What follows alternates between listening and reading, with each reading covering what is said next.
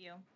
I want to start by addressing the horrific act of violence that took place on Sunday in Boulder, Colorado.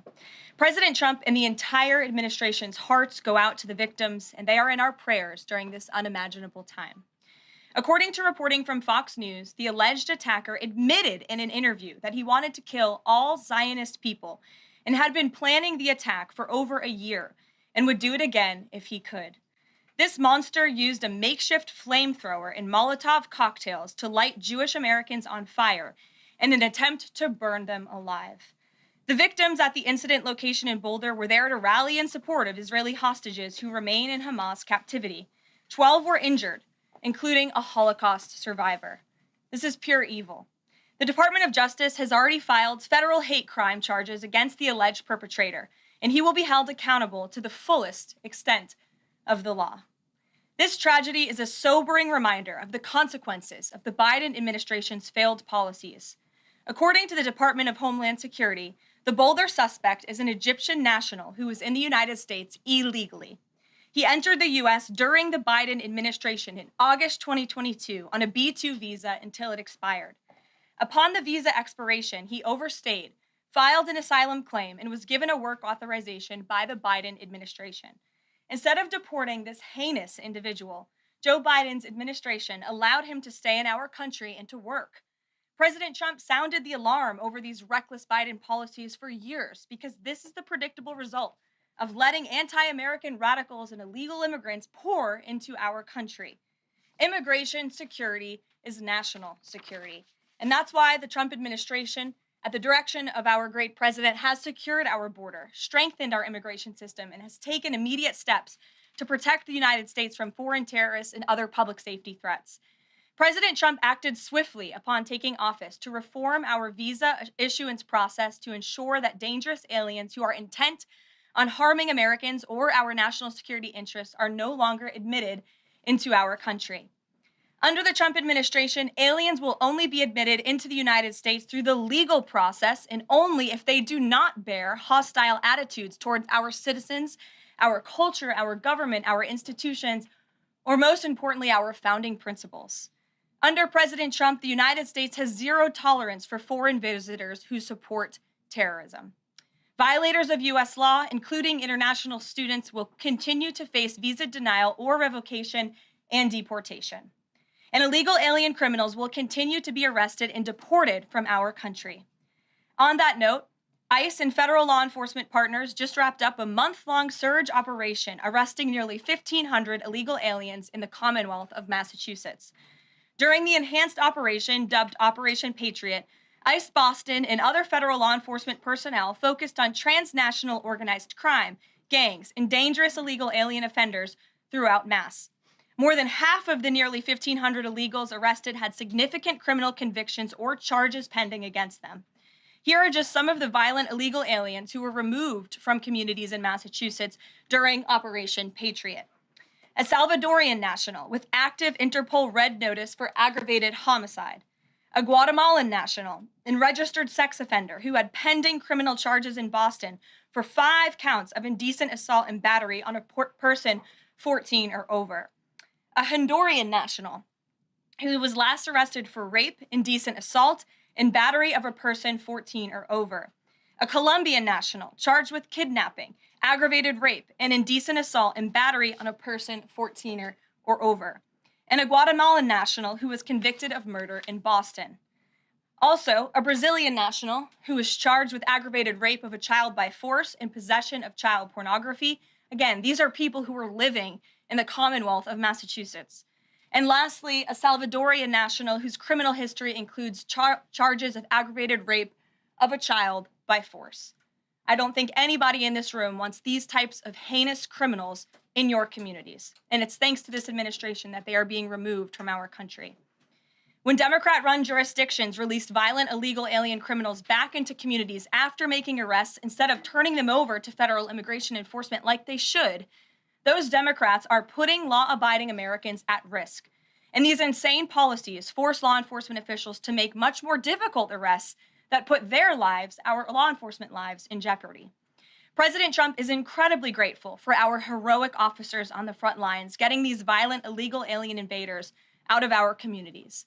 Law and order is back in America under President Trump. And on that same note, there are new crime statistics that show crime is plummeting. In fact, Politico summed it up like this. Murder rates are tumbling across the U.S. in 2025. Homicide stats are down at least 20% over last year. And we could be on course for the lowest number on record. With President Trump in charge, the days of criminals being put over victims are over. On the topic of immigration, the Washington Post just ran one of the most ridiculous headlines ever, even by their standards. And on my very first briefing several months ago, I said I would hold anyone accountable in this room. The Washington Post actually had this headline, "The Mysterious Drop in Fentanyl Seizures on the U.S.-Mexico Border." How is this mysterious? There is no mystery about why there is a decrease in fentanyl coming into the United States.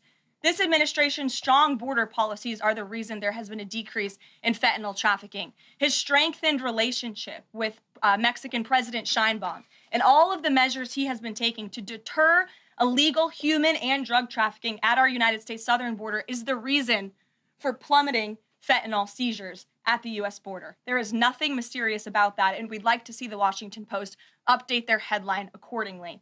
This is clearly trying to intentionally manipulate the minds of Americans, and I think the American people understand why there's been a fentanyl drop. In our office responded to this inquiry. We provided a whole host of the reasons that fentanyl seizures at the southern border have dropped, and the Washington Post refused to run them, and that's despicable. In other news, positive economic reports continue to flood in. Inflation dropped to 2.1% in April. Personal income increased 0.8% in April. So inflation is down and wages are up. That's almost triple the expectations and against the doubts of nearly everyone in this room. And we also saw the largest monthly decline in the trade deficit on record as a result of President Trump's very powerful tariffs. Lastly, the price of eggs has dropped more than 61% since President Trump took office in January. I remember my very first briefing, I was asked about the cost of eggs.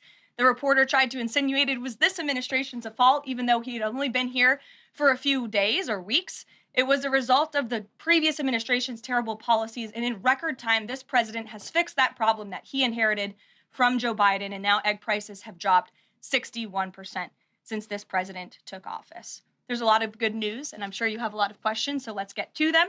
We have just the news in our new media seat today. Amanda Head, thank you for being with us. Why don't you kick us off? Sure, thank you so much. There is a disturbing trend of anti-Semitism turning into terrorism. Of course, the Boulder, Colorado instance that you just mentioned, the 2 Israeli embassy staffers who were murdered, Pennsylvania governor's mansion with the Jewish governor inside getting set on fire. Does the president consider this domestic terrorism? And as such, are there official alerts to law enforcement, BOLOs, task forces, things like that? The president has made it very clear, as he said in his statement yesterday, that yes, these anti-Semitic acts of violence are do qualify as terrorism, and he does not want to see terrorism or violence of any form taking place in the United States of America. And as for specifically anti-Semitic terrorism and anti-Semitic acts of violence and those that are targeting Jewish Americans, this administration has done more to combat that violence than any administration in history. And one incident is one too many. And I think, frankly, that's something the previous administration was not willing to say. This president will stand up for Americans of all religions, of all faiths, of all creeds, and we will continue to look at policy measures and actions that we can take in addition to the actions that have already been taken to curb this anti-Semitic violence. And to Jewish Americans at home, across the country, this president has your back.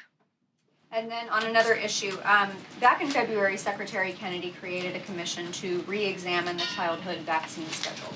But there are still states outstanding like California, Connecticut, Maine that are not allowing any religious exemptions for kids, not only to go to school, but to participate in sports and extracurricular activities.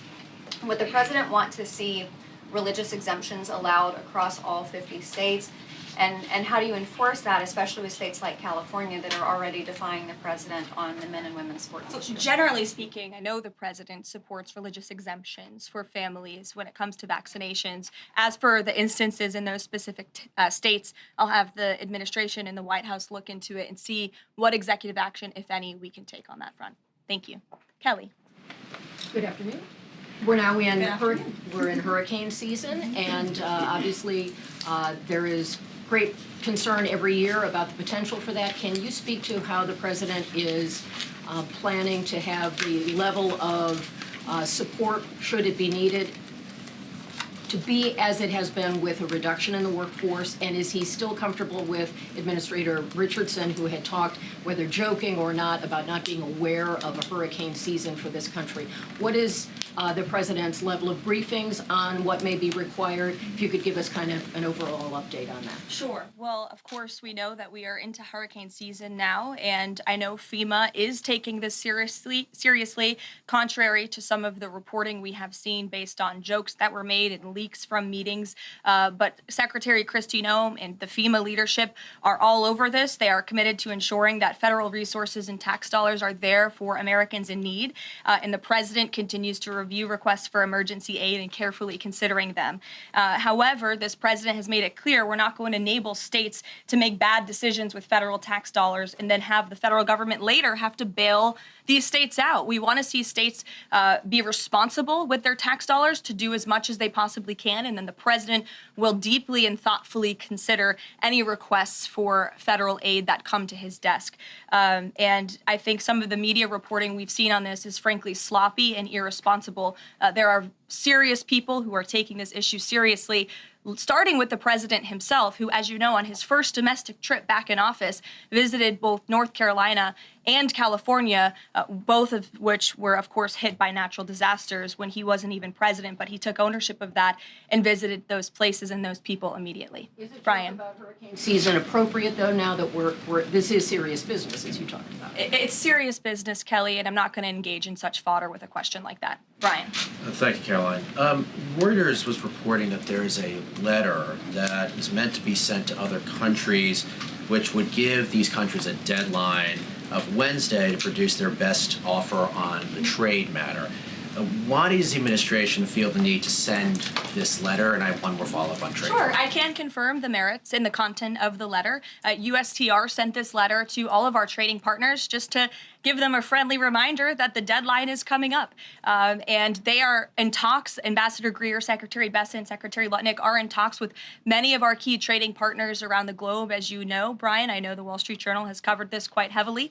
And they continue to be engaged in those discussions. And this letter was simply to remind these countries that the deadline is approaching and the president expects good deals, and we are on track for that, I will emphasize. On the trade side, though, when the deal with the United Kingdom, there was this idea of a reprieve on the auto tariffs.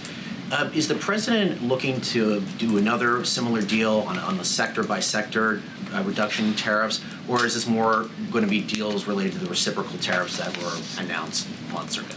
Well, as I've said previously from the podium and the president has discussed as well, each country has unique advantages, unique challenges to it based on their markets and what they export to us and what we export to them. And so that's why the president smartly advised his trade team to engage in tailor-made deal making. And we saw that with the United Kingdom, and we will see that with other countries as well. Kate. Does the president support the Senate moving forward with a bill imposing heavy sanctions on Russia? Look, the president has spoken about his position on sanctions on Russia. He has smartly kept this as a tool in his toolbox if necessary. But I think the Senate and everyone on Capitol Hill respects the president as the commander-in-chief for a reason. And as you know, Russia and Ukraine engaged in direct talks yesterday. That was at the encouragement of this president when he spoke to both leaders of both countries via phone just a couple of weeks ago. And so I would just like to remind everybody how far we have come in just 4 months. I mean, it was inconceivable last year at this time for Russia and Ukraine to be engaged in direct talks. And it's because of the president's insistence and determination to get this war to an end that these countries sat down yesterday. So he's willing to use sanctions if he needs them, and the Senate and the Capitol Hill understand that the president is the commander-in-chief and he's leading United States foreign policy as he should. Iran, the president said that the U.S. would not allow for any uranium enrichment, but the proposal offered to the Iranians reportedly allows for low levels of enrichment. Can you explain that discrepancy? I'm not going to comment on alleged details of the report. We're not going to negotiate through the media out of respect for these ongoing discussions and negotiations that Special Envoy Witkoff is leading. The president made his position very clear on Truth Social last night. In fact, it couldn't be any more clear, and I would reiterate that's his position. Special Envoy Witkoff sent a very detailed and acceptable proposal to the Iranian regime that the president hopes they will accept, and if not, they will face grave consequences, as the president himself has reiterated. Sure. Thanks, Caroline. You're welcome. A couple of things, if I may. Firstly, can you confirm whether or not President Trump is going to be going to the NATO summit in The Hague later this month? I can confirm he will be going to the NATO summit, yes. Great, thanks. And another question on the Netherlands, in fact. Just wondering if you have any reaction to the collapse of the Dutch government there after the anti-EU and anti-Islam leader Geert Wilders, who's been described as a Dutch Trump, pulled out of the government there. I don't have a comment on that, but certainly we should and we will get you one, okay? Thanks. You're welcome. Brett. Thanks, Caroline. I wanted to ask, a couple days ago, the president announced that he was withdrawing the nomination of Jared Isaacman to lead NASA, citing a thorough review of prior associations. I wondered, why did this review happen just now, after the nominee was so far into the process? And can you explain the president's thinking on who he might choose? Look, the president reserves the right to nominate individuals to key administration posts. He also reserves the right to remove those individuals if he chooses, just like he reserves the right to fire anybody in the executive branch that he wants. And so a new replacement for NASA will be announced very soon, as the president himself said. Was there something in particular that came up that caused the president concern with this nomination? The president wants to ensure that all of his nominees are aligned fully with the America First mission of this administration. And again, he will be announcing a replacement very soon. Andrew, go ahead. Thank you, Caroline. You're welcome. It's been just about a month since President and Prime Minister Starmer I announced... can't see you all the way back there. Phil's head is in the way. Well, it's very There you go. So it's been just about a month since Prime Minister Starmer and President Trump announced that the U.S. and U.K. had reached a trade deal, right. or at least a framework for a deal. Now there are at least some conservative MPs in London who are complaining that Parliament has not yet seen the text of any deal. So I'd like to ask you, from this side of the pond, is there a text for the deal ready to be released, submitted, and if not, when can we expect it? And then I have one more. There's most definitely text with this deal. There is language that this side has seen. You'll have to ask the UK Parliament why they haven't seen it from their own government. I obviously can't answer that question. And on Jonathan, Caroline, go one ahead. more on Ukraine, Go ahead, please. Jonathan. Sure, go ahead. On Ukraine, it's been a couple of days since Ukraine made that audacious drone strike on Russian airfields. The president hasn't said a word about it, and usually he's not shy about making his thoughts known on the war, or it's not bad, on the war or any other subject. What have you heard from him on this audacious drone strike? Is he surprised? He said that Zelensky didn't have the cards when they met in the Oval Office a few months back. Does Zelensky possibly have some cards that the president hadn't known about? Look, the president's thinking on the Russia-Ukraine war as it stands, I spoke to him about it just this morning, is he remains positive at the progress that we've seen. Again, he urged both leaders to sit down and talk directly with one another, and they did that. Russia handed over a memorandum of peace, or a peace plan, or a suggestion of one, I understand, to the Ukrainian side. They also agreed upon the exchange of prisoners or hostages from each other's countries. So he remains positive about the progress that we're seeing, but he also is a realist, and he realizes these are two countries that are at war and have been for a long time because of his predecessor's weakness and incompetence. So he's working hard to solve this conflict, and that's where his mind is right now on it. Jonathan, go ahead. Thank you. Same topic, just to put a finer point on it. Does President Trump approve of Ukraine's decision to strike nuclear-capable bombers in Russia? I would like to let the president speak on that himself. And just to follow up, has the president... I would just add to that, the president does not want to see this war prolonged. He wants the fighting to stop, he wants people to stop dying, and he wants this to be solved at the negotiating table. The reason he is so deeply involved and has spent so much time and effort on this war is because he hates to see people dying. Again, these are not Americans that are being killed. These are Russians and these are Ukrainians. This is a war very far away. But this president truly cares about peace, and that's what he wants to see. What is President Trump doing to ensure that a similar internal drone attack doesn't happen here in the US, given this was done at pretty low cost, very stealthily? You know, it obviously raises questions about our own security, particularly for US aircraft here. It absolutely does, and that's why the president nominated Secretary Hegseth and has approved some of the changes that have been made at the Pentagon to ensure that we have the most lethal fighting force in the world and that the United States military is the best, the biggest. That's why he wants the One Big Beautiful Bill to be passed, because it increases our defense spending. It's why he also launched the announcement of the Golden Dome to prevent from missile strikes and attacks in the future. And the president has a full understanding, I can tell you because I've spoken to him about it, about the future of warfare and how drones are a big part of that. And I will not get ahead of our policy team, but I think you can expect to see some executive action on that front in the very near future. Caitlin. Two questions for you as well. On the Big Beautiful Bill, you said recently that it is, quote, blatantly wrong to say that it adds to the deficit. You essentially said that an estimate from the Congressional Budget Office and other scorekeepers you believe are wrong.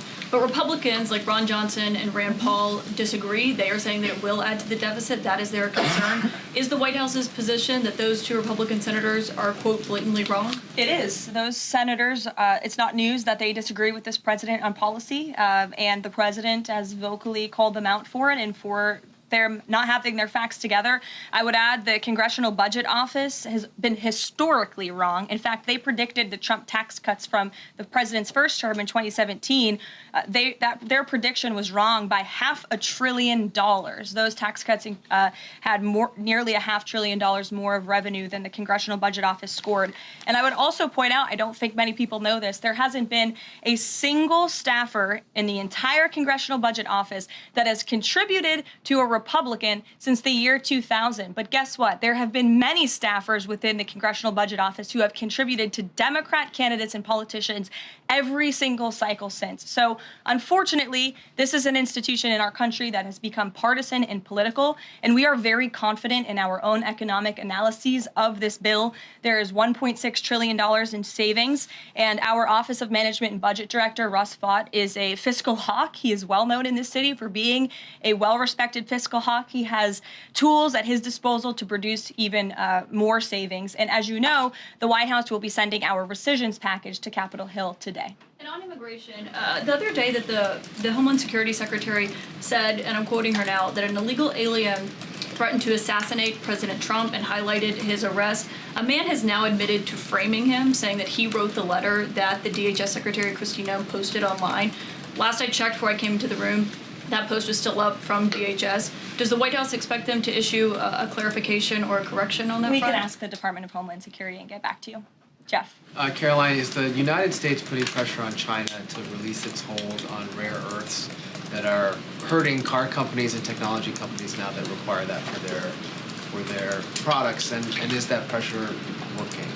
Well, I can assure you that the administration is actively monitoring China's compliance with the Geneva Trade Agreement. I know the United States, on our end, we have complied with the terms that we set, and our administration officials continue to be engaged in correspondence with their Chinese counterparts. And as you all know, and I know there's a lot of interest in it, there will be a leader-to-leader talk very soon. And when that happens, as always, we will let you know. Also, Asia, just does the White House have a reaction to the results of the election in South Korea? Yes, we do. In fact, let me find it here for you.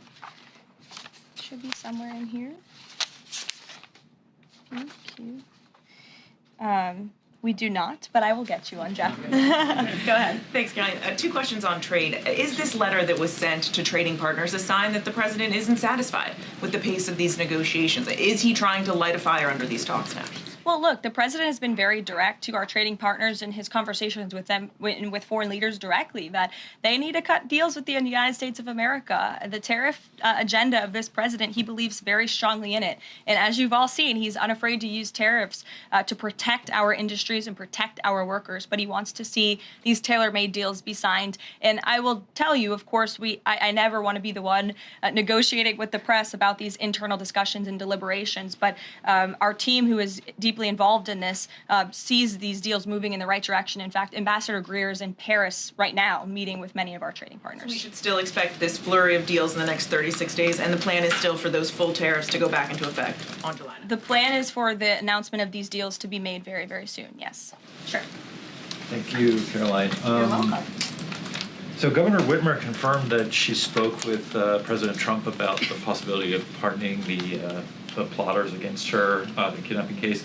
She didn't give us an idea of what the president's reaction was to that. Do you have any information about what he said? Well, I won't reveal the president's private discussion unless he gives me liberty to, but I will reiterate what he said publicly when he was asked by one of the journalists in this room in the Oval Office a couple of weeks ago about the pardons. He said it's something he would look at, nothing more, nothing less. Haley, go ahead. Thanks, Caroline. And then to Kelly next to you. Thank you. When it comes to the leader-to-leader call with Xi Jinping this week, what is the president's expectation of this call? Is he looking for concrete outcomes out of this, or is he looking to kind of warm relations as these trade talks are ongoing? Well, President Trump and President Xi have shared a respectful relationship throughout the years. And again, I won't get ahead of the president on that call, but as always, after, you'll hear directly from the president or from myself or someone else here at the White House. Kelly. Caroline, thank you. I want to get back to the anti-Semitic behavior that's been going on in college campuses, as well as recently in Boulder, Colorado. The president, as you know, has the White House Faith Office, the Religious Liberty Commission, as well as the Anti-Task Force on anti-Christian bias, which includes anti-Semitism. From a whole of government perspective, and the president has already mentioned how he hates these kinds of acts that have been going on, can these entities and these agencies work together with the president to put out a proactive campaign to help people stop the hate? I think the president himself has been leading on this, Kelly, and has been incredibly clear in his rhetoric that he is not going to tolerate such hate or behavior in the United States of America. And you will see that rhetoric being followed up by action from the Department of Justice, who is seeking to prosecute these cases to the fullest extent of the law. And I know the Attorney General and the FBI Director were very quick to call this what it was, targeted terrorism. And there was some, I think, criticism from the media and well, at least pundits I saw on television saying, are they too quick to jump here? No, they see the facts and they reveal those to the American people, and they're transparent. And I think, frankly, that's a breath of fresh air from what we experienced in the previous administration. Are there programs that they can put in place to campaign against this kind of violence, to actually take the whole approach and say, we want to get ahead of you. If you're thinking it, don't do it. And if you're going to do it, sit down and talk to someone within the Faith Office, within the Religious Liberty Commission, as well as the task force. Yeah, surely. It's a good idea, and I'll pass it along to them. Peter. Thank you, Caroline. When you look at these last-minute Biden pardons, the big ones, Biden siblings, Fauci, January 6th committee. That's right. Most of the big ones have the same very neat signature. We would expect that probably to be the auto pen. There is one that looks different. It looks authentic. In fact, if you look at the last name, it almost looks like the president was having a hard time spelling his last name there.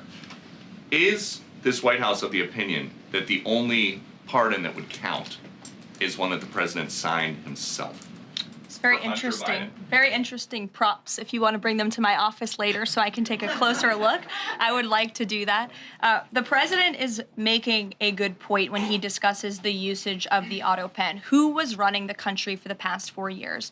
Perhaps those documents were signed with the auto pen, something that this, I believe the Department of Justice is looking into. As you saw, Ed Martin made an announcement at the Department of Justice this morning to launch an investigation because the American people deserve answers. Is there any concern that this president, who won the election on a promise to fix the economy and close the border, that focusing and scrutinizing these Biden pardons is looking into the past instead of looking forward? I think in comparison to the amount of time this president has spent on securing the border, on fixing our economy, I just read out for you an entire list of economic accomplishments. Look at the border numbers, look at the time and effort he's divulged into solving the global conflicts abroad. It pales in comparison, but it still, nevertheless, is a very important issue. And it was a huge issue that sent the president back to this White House. The Americans saw with their own eyes a mentally incompetent president, and they want answers for that. that, and the president believes they should have And them. something that just Go crossed ahead. Caroline, how mad do you think President Trump is going to be when he finds out that Elon Musk said, "I'm sorry, but I just can't stand it anymore. This massive, outrageous, pork-filled congressional spending bill is a disgusting abomination. Shame on those who voted for it. You know you did wrong. You know it."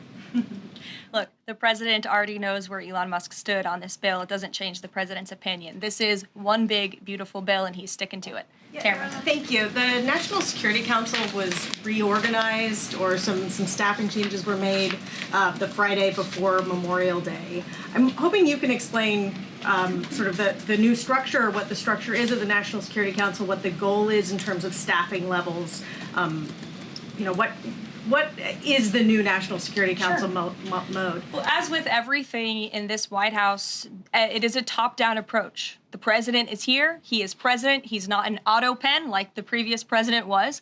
He's very much involved in literally every policy discussion and decision that takes place. And we felt it was best to reorganize the National Security Council to respond to that top-down approach that we have here in this White House, and to streamline the efficiency and the effectiveness of the National Security Council. And I would add that Secretary of State Rubio and now National Security Advisor Rubio is doing a tremendous job at leading the National Security Council. He knows the president. He understands where the president is on these issues. He's great to work with here at the White House. I can tell you that. I appreciate seeing him a lot more in the building. And he and the president and the entire National Security Council, who's made up of great patriots who love this country, are doing a tremendous job on the many conflicts around the world that this administration inherited. Is there a goal staffing level?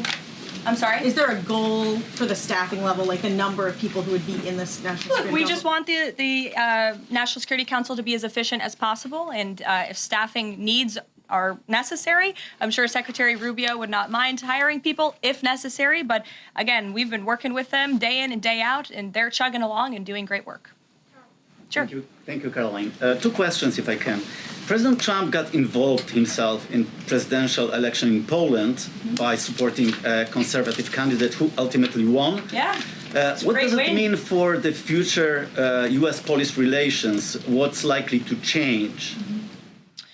Well, I believe the president is obviously pleased to see the result of the Polish elections. He met with Karol Nawrocki, if I'm pronouncing that correctly. Yes, Nawrocki. Okay, thank you. I appreciate your insight on that. He met with him at the White House, and he told them, you're going to win because you support common sense. And he supported strong borders in Poland. He supported an end to the woke, radical DEI stuff that we've seen not just here in the United States, but really take over Europe and, frankly, the whole world. He was very outspoken about that. And I was reading the reports about how the Polish people felt about this man, and they felt like he was putting the needs of Poland first. And that's a very refreshing feeling, one that we know very well here in the United States of America. So as you know, the United States and Poland have always had a very deep and strong relationship, friendship. They're a great ally, and I know the president continues to look forward to working with them. We have one more on Ukrainian drone attack on Russia.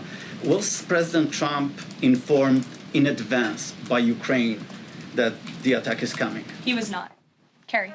Caroline, so just want to go back to the issue on the anti-Christian bias as well as issues on anti-Semitic issues. Senator Grassley just put out a report saying that the FBI files have shown that the Catholic group targeting was way more prevalent within the FBI during the Biden era than was previously shown, as far as former FBI Director Christopher Wray was putting out there during congressional testimony. Can you discuss here what President Trump would like to see in terms of consequences within the FBI as far as those who were involved? Also, the second question, if the DOJ finds that the auto pen was used by President Biden, should those actions that were used with the auto pen, should they be null and void? I'm not going to get ahead of the Department of Justice's investigation into the usage of the auto pen. And again, the question is not, was the auto pen used? It's whether or not the President of the United States knew it was being used, and if not, who was using it in his name, which is clearly illegal behavior. Deanna. Thanks, Caroline. One on foreign policy, one domestic, if I can. Sure. On foreign, just speaking to the president's Truth Social post about Iran recently, saying that there will be no uranium enrichment. Is he saying that that's a red line for him, or no? I already answered this question. The president's been very clear about where he stands on that. Okay, and then on domestic, there's a report that Laura Loomer met with the vice president today. Can you speak to her relationship with the administration and if she's informally advising in any way?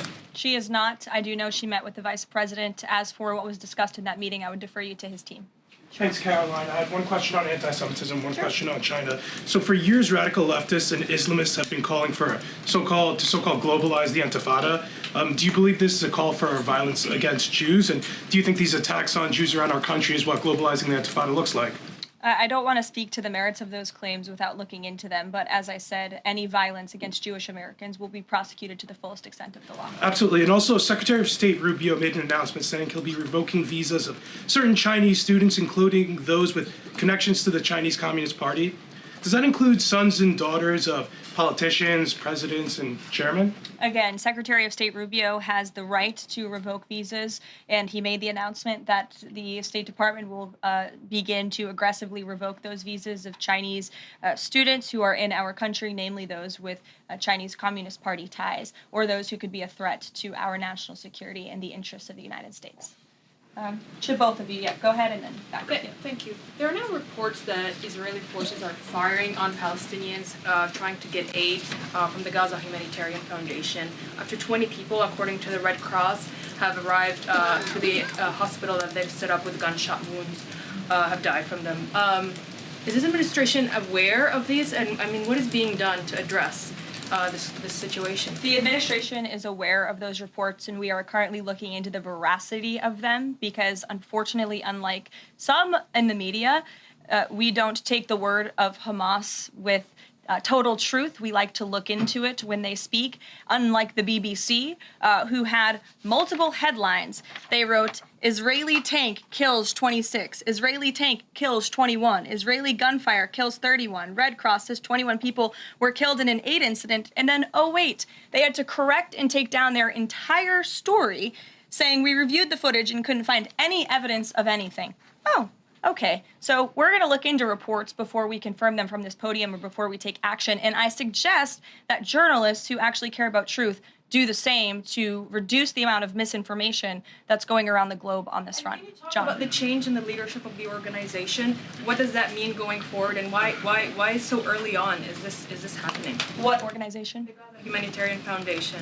Well, look, this was a creative idea that the president called for to get aid into the region. These people were desperate and starving, and the president didn't like seeing imagery of that, and he wanted to ensure that aid was brought in with the approval of Israel for understandable reasons. We will never forget the brutal attack on October 7th.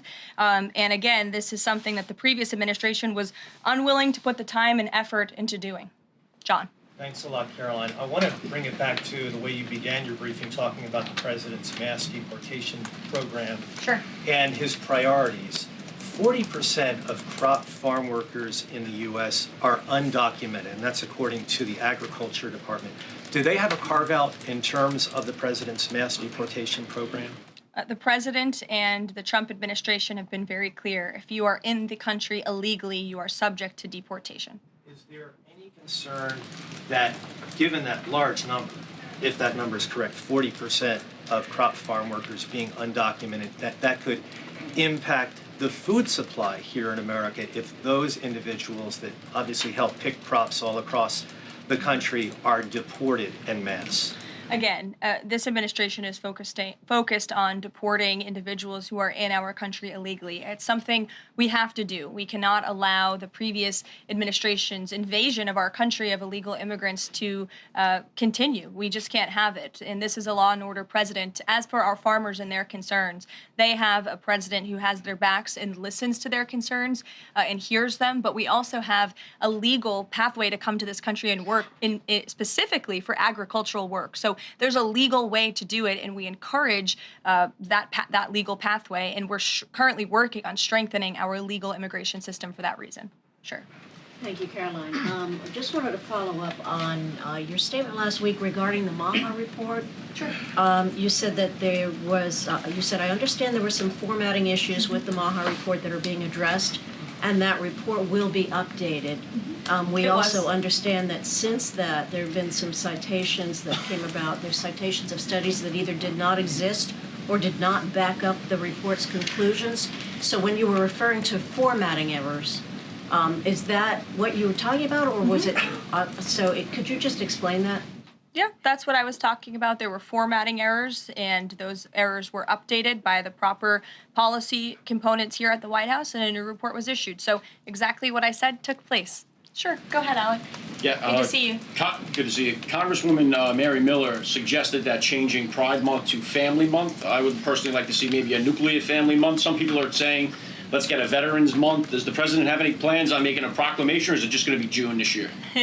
Well, there are no plans for a proclamation for the month of June, but I can tell you this president is very proud to be a president for all Americans, regardless of race, religion, or creed. Reagan, go ahead. Thank you, Caroline. And then I'll go to you. Thank you. You're welcome. Colorado passed sanctuary protections for illegals 1 month before the terrorist attack this weekend. 2 questions. Why did the DHS remove the sanctuary cities list that it had published, which was ordered by the president? And then what is the administration going to do to further crack down on sanctuary jurisdictions to prevent attacks like what happened in Colorado? Sure. The Department of Homeland Security will be issuing a new list of sanctuary cities, an accurate list of sanctuary cities. As for what we're doing to crack down, the president has signed various executive orders and has directed the Attorney General to prosecute federal, state and local officials who are not complying with federal immigration authorities and, most importantly, federal immigration law. Thanks, Caroline. Thank you, Caroline. Oh, yeah. Thank you very much. Go ahead. So, does the president take calls from foreign leaders on the tariffs on steel and aluminum? Does he still intend to double them tomorrow morning? The president will be signing that executive order today, and steel and aluminum tariffs will be going to 50%, yes. It's going to change, or is it going to be suspended? He made that announcement in Pennsylvania, and he plans to deliver on that promise to Pennsylvanians. And why is he hiking that? And Ed, go ahead. Yes. I can answer that, but go ahead, Ed. Oh, yes. Thank you, Caroline. So a Chinese Foreign Ministry spokesperson today said that the U.S. imposed harmful measures like new chip controls and pledging to revoke Chinese student visas. So are the Chinese the victims in this trade back and forth? Look, I don't think anyone is the victim. These are 2 strong countries, and as I said, the president has a good relationship with China's president and leader, and that discussion will take place later this week. And what other authorities is the president looking at for tariffs should the decision in the appeals court not go his direction? Well, right now, his tariffs remain in effect. We spoke at length in my briefing last week about that decision that came down from the International Trade Court, which has been put on pause because the president absolutely does have the authority to implement tariffs and to declare a national emergency for our crippling trade deficit. He could always have the power to use Section 202 or Section 301 as well to impose tariffs if he deems necessary, especially Section 202 tariffs, which are sectoral, as you know, to protect our critical supply chains here at home. Thanks, Caroline. You're welcome. You've got U.S. business leaders begging for certainty. So why did the president suddenly decide to hike tariffs on steel and aluminum again? You also have U.S. business leaders begging to meet with this president and begging to come to the White House to talk to him because they know that he is a negotiator in chief, that he's making good deals on behalf of the American worker and the steel worker, in particular when it comes to the steel and aluminum tariffs, which he discussed in his speech at length at Pennsylvania and the need for them. And I would just add, I was at that speech on Friday with the president, and there were 2,000 steel workers and their families in the room, many of them wearing their hard hats. I spoke to one backstage who said this is the greatest thing that has happened for that community in Pittsburgh, Pennsylvania in 60 years, because this is a president who doesn't just talk the talk, he walks the walk too, and he's delivering on his promises to bolster our steel and aluminum industries in this country and to protect those jobs. If not for this president, that steel plant in Pittsburgh, Pennsylvania would have closed. Those jobs would have been lost, and the president saved that company, he saved those jobs, and he's saving that community, and that's the intention of the steel tariffs, which he will sign later this afternoon. Thank you very much, everyone. We'll see you later. Thank you. Okay, there she is, Caroline Leavitt, the White House press secretary. One of the big topics as she wrapped up the press conference, of course, the one big, beautiful bill. That's the hottest topic right now on Capitol Hill, as well as the White House. She was asked by a reporter, is it true that the president would say that the two senators that are saying that that bill adds massively to the deficit is the Trump administration saying those two senators are wrong? That would be Senator Rand Paul of Kentucky, Senator Ron Johnson of Wisconsin. She was adamant about that, saying the president has addressed those two senators, saying they are wrong. It does not add to the deficit. When that back and forth was going on with the reporter, Elon Musk sent a post out on Twitter saying, I am sorry, but I just cannot stand it anymore. This massive, outrageous, pork-filled congressional spending bill is a disgusting abomination. Shame on those who voted for it. You know you did wrong. You know it. Of course, we will have more on that, much more on that, this evening on the News on Merit Evening Edition. Right now, we want to return you to Dr. Phil. In this episode, in progress, bad-mouthing, bruises, and a bitter custody battle. What the neighbors saw. Enjoy and have a great day. What else did you say? That's all I've said around the children, that I wanted to kill their mother. Did you say you wanted to kill them? No, sir. Did you say they were going to cut them up in little pieces? No, sir. That's the first time I'm hearing that today. Did you realize what you were saying when you said it? Yes, and I recanted it immediately. I said I shouldn't have said that. I'm sorry. I didn't mean that. I don't want to do that, and moved on. How did they react? They were a little bit uneasy. I saw the sadness in their eyes. You know, my daddy just said that he wanted to kill my mom. I saw that they were upset, and I made sure that I spoke to them about it, that I didn't mean it, and they in fact went to Sandra and told her that I said that. And she's brought this up in court. I was honest with the judge. I did in fact say those things, but they were out of anger. And on a scale of 1 to 10, how inappropriate is it to say that in your opinion? Probably an 11. Yeah, you get that. I do. Coming up, Sandra says the girls told her that their dad has touched them inappropriately. I'd like to get to the bottom of that, obviously, when we come back. They say it's the loneliest sport. No teammates to pass to, nowhere to hide. Just you and the silence. To survive here, you must evolve. To win, you must become something more. Because now, one fighter ignites the team. One heart unites the city. To have gold coins in my possession, that hard asset is a insurance, you might say, against the paper dollar. It's not for my insurance, but it's for my daughter's and the grandchildren's insurance. Whereas keeping a lot of cash in your bank account can really almost end up being nothing. You have to keep cash, but you don't have to keep everything in cash, and you don't have to put everything in the stock market, and you don't have to put it all in a bond market. You do a little bit of everything. In fact, I sleep better with gold than I do with the stock market because it's tangible, it's there. If you've bought gold in the past or would like to learn more about why physical gold should be an important part of your portfolio, pick up the phone and call to receive the complete guide to buying gold, which will provide you with important, never-seen-before facts you should know about making gold, silver, and platinum purchases. Call now to also receive our new 2025 Global Gold Forecast Special Report. Inside, you'll find the real issues on why you need to start owning gold today. You can also receive a copy of our new report, Protection in the Risk Zone.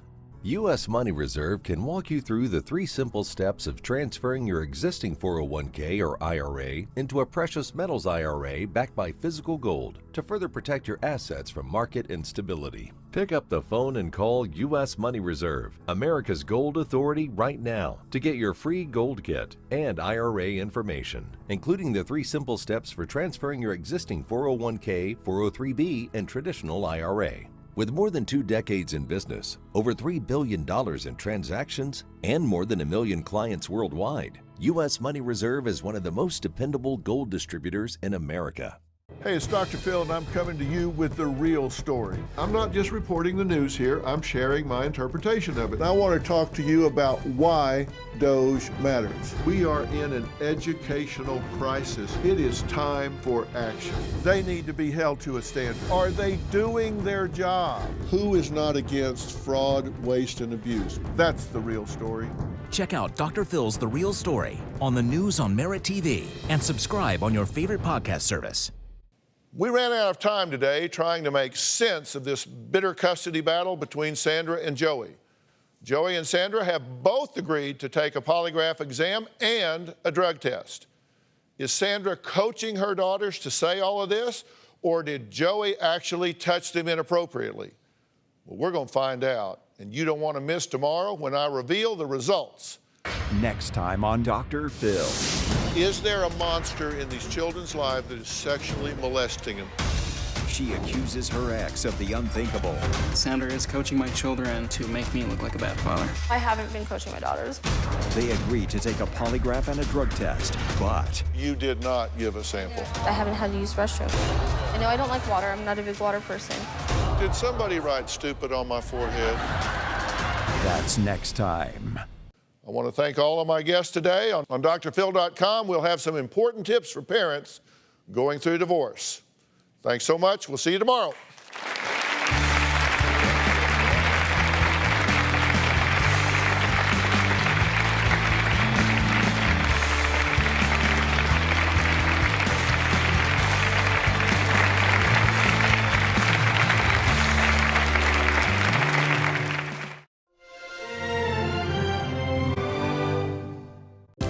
Welcome to Dr. Phil's Merit TV. Tonight on Dr. Phil Primetime, we've got a crisis on our hands, struggling in school and turning to the darkest corners of the internet looking for answers. For a woman, unless she has a man directing her, she's gonna up. His videos have been watched over 12.7 billion times. Have you ever had a relationship with a female? No. We find enormously high levels of suicidal ideation among incels. Why does this rhetoric keep gaining traction with young boys?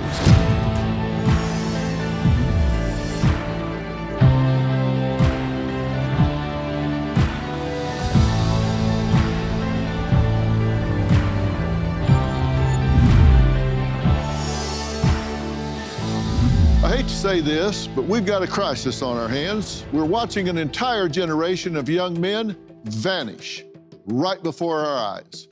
They're struggling in school, retreating from their friends, and turning to the darkest corners of the internet looking for answers. You saw it in Netflix, Adolescence. That story about a 13-year-old boy arrested for murdering his female classmate. It hit a nerve because it exposed the ugly truth. Too many boys today are drowning in anger, loneliness, and invisibility. But here's the hard reality. Online, these teens are bombarded with messages that celebrate control, hatred toward women, and unchecked rage. They're being lured into these toxic spaces. Red pill forums, incel groups, so-called grind set culture that dangle false promises of belonging and purpose. But what are they really getting? Poison. What's behind the anger and resentment felt by some young boys and men? It's an issue tackled by the Netflix mini-series Adolescence, which has sparked a global debate on toxic masculinity, rejection, as well as violence against women and girls. The message of toxic masculinity is not only in the academy, it's also in our grade schools, where boys are increasingly treated like an illness in search of a cure. The show highlights this worrying trend online, a group described as incels, which is involuntarily celibate. Men who fail to attach to partners, careers, or communities are more susceptible to fringe theories and over-index on online forums filled with conspiracy and misogynist content and misinformation. So we're talking about a mainstreaming of a really abusive kind of masculinity, normalizing a level of misogyny that is just unspeakable. There are a lot of young men who are isolated, who are lonely, who are sad, who are in many ways seeking connections, but what they're getting is a message that the solution to their problems is doubling down on misogyny, abuse, and treating women like dirt. This is not genetic. Boys aren't born angry or lost. They become that way when we ignore their pain, mute their voices, and leave them adrift without guidance. If we don't step up right now, these teenage boys will keep drowning in the cesspool of the internet. Take Rachel. She's a single mom who noticed her 11-year-old boy parroting some online influencer spouting garbage about women being gold diggers. She says she knew she had to step in and de-pill her son. We all know that the red pill grifters are profiting off of the insecurities and the guilt and the shame of the men and boys that they're getting their hands on. If you give a man true free reign, he's going to drive a fast car, he's going to have a bunch of women, he's going to want to have a bunch of money, he's going to do whatever he wants, right? As somebody whose son was red pilled like 3 or 4 years ago, I feel like it's really important for me to speak up and speak out about how exactly I managed to deprogram him from that. So we would sit and watch a video and I would be like, so how would you feel if you spoke to me like that? Whether a woman wants to be a lawyer or a housemaker or a webcam girl, unless she has a man directing her, she's gonna out. They're just not built to be completely independent creatures. And that's when we started going to the conversation of, okay, so why do you think he's saying stuff like that? Women's job always was procreation, to look after the family and to look after the man. And we would have those kinds of conversations where I would really make him think about what other people were thinking and feeling. But it was uncomfortable sometimes, but we would speak about it anyway. And now we talk about pretty much anything. I was so shocked that he was red-pilled, but it is what it is. Well, Rachel, thank you for being here. Hi, thanks for having me. Well, I've listened very carefully and read everything that you've shared with us. Tell everyone when you first noticed your son spewing these comments, these beliefs, and changing who he was. When did this first start popping up? It was about 3 to 4 years ago. We was just having a random conversation, and then he said something about women being gold diggers. And I just thought, that is such a strange thing for an 11-year-old boy to say. So where has he got that from? And then that was when we started having conversations about where he'd heard this and why it seemed to resonate with him. And that's how it began, really. Do you think he was looking for this kind of content? Was he seeking this out? Or do you think this started popping up through the algorithm? Did it seek him out or did he seek it out? Well, since I started talking about this publicly, I have asked him, and he said every single video that he saw was just algorithm driven. He didn't search for anything like that. And I knew that he didn't as well, because I used to check his Google search history, his YouTube searches, his messages.